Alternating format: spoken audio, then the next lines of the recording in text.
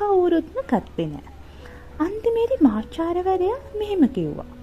ඔයාලා හැමෝම වටිනා කෝප තෝරගත්තේ ඒකෙන් කෝපි වල රස වැඩි වෙන නිසා නෙවෙයි.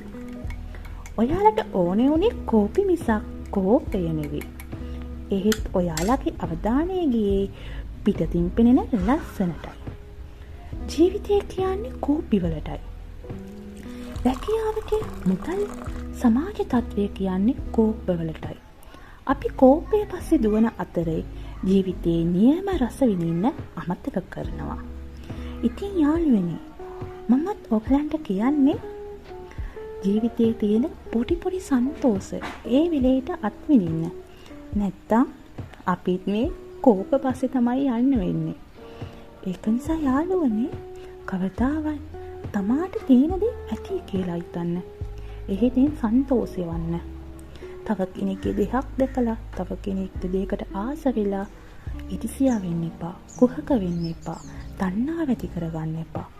ඒ දේවල් හිත ඇතුලේ වැඩි වුණාම ප්‍රශ්න ගොඩයි. වැරදි මාර්ගේ යන්න ගොඩක් හදහස් මතුවෙනවා. ඒක නිසා කවදාවත් තමා ගාව තියෙන දේ තමාට ඇති කියලා හිතලා ඉදිරියට යන්න බලන්න. තමාගේ තියෙන දේෙන් සතුටු වෙන්න.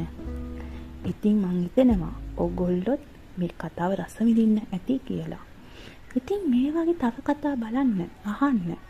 මගේ channel එක sub කරන්න. ඒ වගේම මගේ අනිත් channel දෙකක් follow කරගෙන යන්න.